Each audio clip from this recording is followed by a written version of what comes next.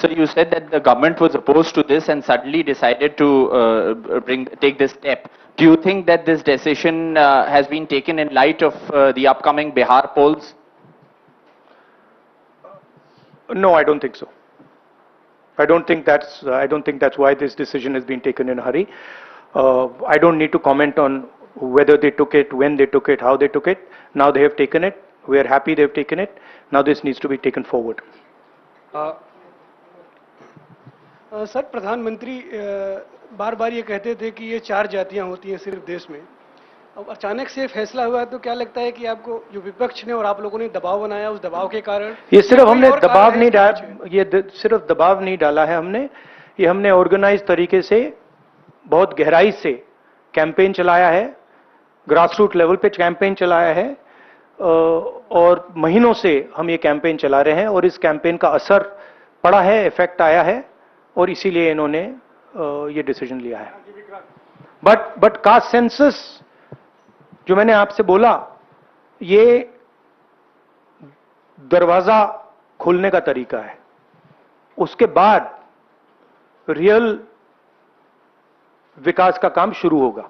एक बार हमें इंफॉर्मेशन मिलेगी तो फिर हम उस इंफॉर्मेशन के बेसिस पे हम एक्शन ले पाएंगे। मैं आपको 2-3 उदाहरण देता हूं। तेलंगाना के कास्ट सेंसस में से इंफॉर्मेशन किस ग्रैन्युलैरिटी की आ रही है और किस टाइप की इंफॉर्मेशन आ रही है। तेलंगाना में जो कॉर्पोरेट स्ट्रक्चर है,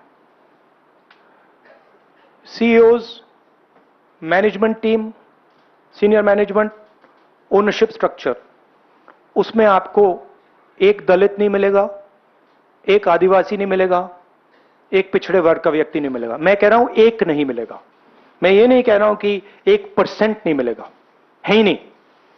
90 of India is not represented there, first.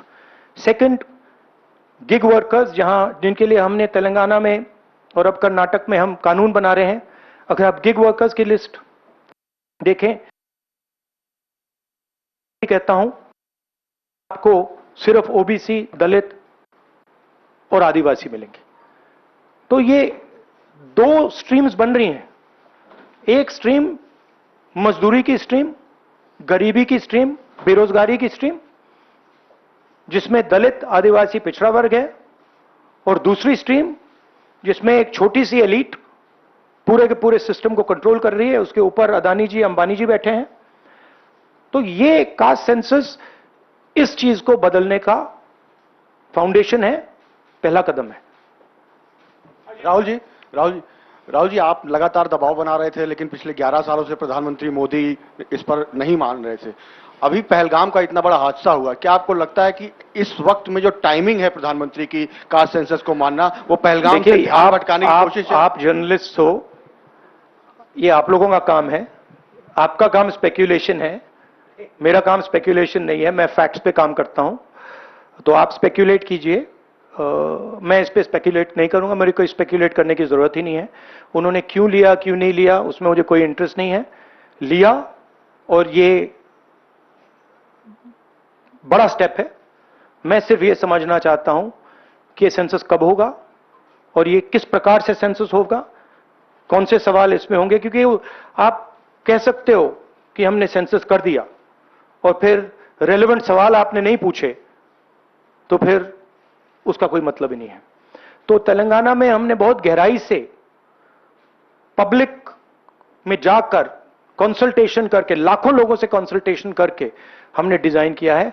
तो we want a people's census, we don't not want a bureaucrat census.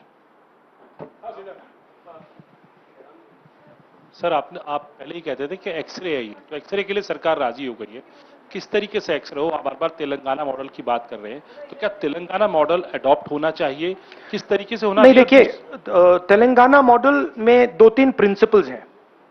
पहला प्रिंसिपल है कि बंद कमरे में 5-10 ब्यूरोक्रेट्स ने उसको नहीं डिजाइन किया, ठीक है? क्योंकि फ्रैंकली बोलूं तो जिन कम्युनिटीज की हम मदद करने की कोशिश कर रहे हैं, उनकी होल ब्यूरोक्रेसी में है ही नहीं। तो हम चाहते हैं mass census, open open technology का सेंसस, जहां हम स्टेक होल्डर से पूछें आपको एक्चुअली डिजाइन में आपकी क्या राय है, आप डिजाइन के बारे में क्या सोचते हो। ये तेलंगाना का first principle. Second principle Telangana में कि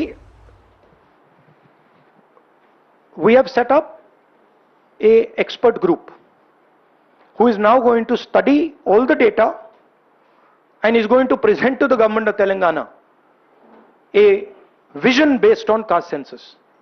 So that is the second step.